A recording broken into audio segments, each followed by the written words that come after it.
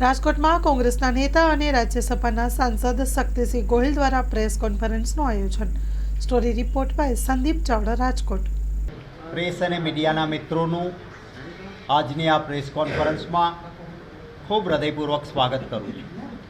અમારા સાથે અમારા સિનિયર આગેવાન ભાઈ શ્રી ઇન્દ્રનીલભાઈ રાજ્યગુરુ, શહેર કોંગ્રેસ સમિતિના પ્રમુખ ભાઈ શ્રી અતુલભાઈ રાજાણી, ભાઈ શ્રી ભીપેન્દ્રસિંહ, ભાઈ શ્રી જસવંતભાઈ, ભાઈ શ્રી હજુરિયાજી, વશરામભાઈ સાગઠિયા અને અન્ય મિત્રો કોંગ્રેસ પાર્ટીના છે, એમનું પણ સ્વાગત કરું છું।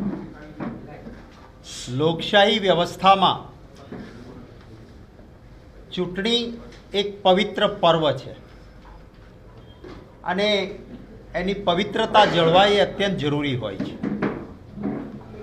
લોકશાહીમાં આખરે મતદાતાના હાથમાં અધિકાર છે કે પોતાનો પ્રતિનિધિત્વ કોને ચૂંટવો, એ મતદાતાના હાથમાં અધિકાર છે અને એટલે જ લોકતંત્રને, લોકશાહીને દુનિયાભરમાં આવકારવામાં આવે છે કે એક વખત સત્તામાં બેઠેલા માણસે 5 વર્ષ પછી ફરી જનાદેશ માટે લોકોની વચ્ચે જવું પડતું હોય છે। હું સેલ્યુટ કરીશ મારા કોંગ્રેસ પક્ષના એ ઉમેદવારોને કે જેઓ મજબૂતીથી પંજાના નિશાન પર નગરપાલિકાઓ, 3 આખી તાલુકા પંચાયતો, જૂનાગઢની એક મહાનગરપાલિકા અને જુદી જુદી પેટા ચૂંટણીઓમાં કોંગ્રેસના કાર્યકર્તાઓ મક્કમતાથી જે ચૂંટણી લડે છે, એમને ખૂબ અભિનંદન આપું છું। મેં કહ્યું એ પ્રમાણે ચૂંટણી એક પવિત્ર પર્વ છે। આ ભારતીય જનતા પાર્ટીએ લોકશાહીમાં જે માન્ય નથી, જેને કરપ્ટ પ્રેક્ટિસ કહેવામાં આવી છે, અને જે પ્રકારની પ્રવૃત્તિ થાય તો એ લોકશાહીને કલંકિત કરે, આવી ઠેર ઠેર પ્રવૃત્તિ થઈ। આપે જોયું હશે, મુન્દ્રામાં તો અમારા ઉમેદવારશ્રીએ અને તાલુકા કોંગ્રેસ પ્રમુખભાઈ ગઢવીભાઈને ભેગા થઈને ભાજપના ઉમેદવાર, એના નેતાઓ તાલુકા પંચાયતની પેટા ચૂંટણીમાં ફોર્મ પાછું ખેંચી લ્યો, 7.5 લાખ રૂપિયાથી બાર્ગેનિંગ શરૂ કરે છે। કેમેરાની આંખે આખી વિડીયો આવી। અમારો કોઈ એક પણ ઉમેદવાર એવો બાકી નહીં હોય કે જેને ભારતીય જનતા પાર્ટીએ એન કેન પ્રકારે સંપર્ક ન કર્યો હોય।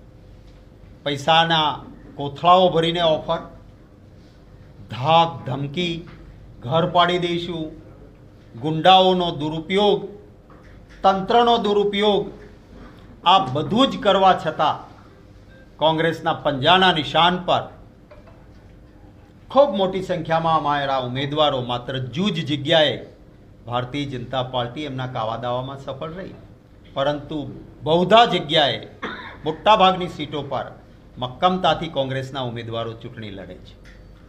ગુજરાતના મતદાતાનો એ અધિકાર છે કે કોને ચૂંટવો।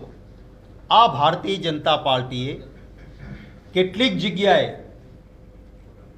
બિન લોકશાહી રીતે બિનહરીફ કરાવ્યું। એટલે શું કે મતદાતાને મતનો અધિકાર નહીં, એને મતથી વંચિત કર્યા।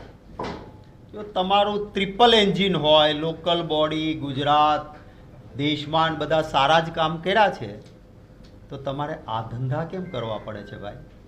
એનો અર્થ એ છે કે ગુજરાતનો મતદાતા ભારતીય જનતા પાર્ટીને મત આપવા માંગતો નથી, એ ડર છે ભાજપને, અને એટલા માટે કરપ્ટ પ્રેક્ટિસ, જે લોકશાહીમાં માન્ય નથી એવા ધંધાઓથી કેટલીક સીટો બિનહરીફ કરાવી છે।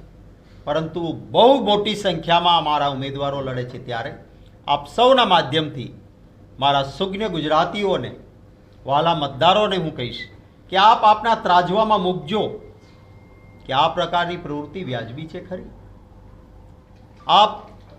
જો આપને લાગતું હોય કે આ પ્રકારની પ્રવૃત્તિ બરાબર નથી, તો ભારતીય જનતા પાર્ટીને એક પાઠ ભણાવો। કોંગ્રેસના પંજાના નિશાન પર મતદાન ગુજરાતીઓ કરે એવી હૃદયપૂર્વક કોંગ્રેસ પાર્ટી વતી અને અંગત રીતે વિનંતી કરું છું। જે નગરો છે, નગર એટલે જેના નળ, ગટર ને રસ્તા સારા હોય એને નગર કહેવાય। પણ એક પણ નગરપાલિકામાં એનું ઠેકાણું નહીં.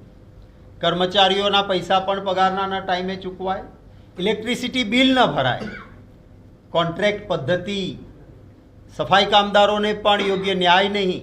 આવી અનેક પરિસ્થિતિઓ પેદા થઈ છે ગુજરાતમાં. ત્યારે એક સુદૃઢ અને સારો વહીવટ કોંગ્રેસ પક્ષ જ્યાં જ્યાં ચૂંટણીઓ જીતશે ત્યાં જરૂર આપશે. હું એ સ્વીકાર કરું છું કે શહેરોમાં અમારું સંગઠન થોડું નબળું હતું. આ જ ચૂંટણી પહેલાં 2018માં યોજાઈ હતી, જ્યારે અમારા 78 ધારાસભ્યો હતા. ત્યારે પણ અમે આ નગરોમાં સારા પરિણામો નહોતા લાવી શક્યા અને એના માટે ક્યાંક અમારું સંગઠન જવાબદાર હતું. આ વખતે હું આભાર માનીશ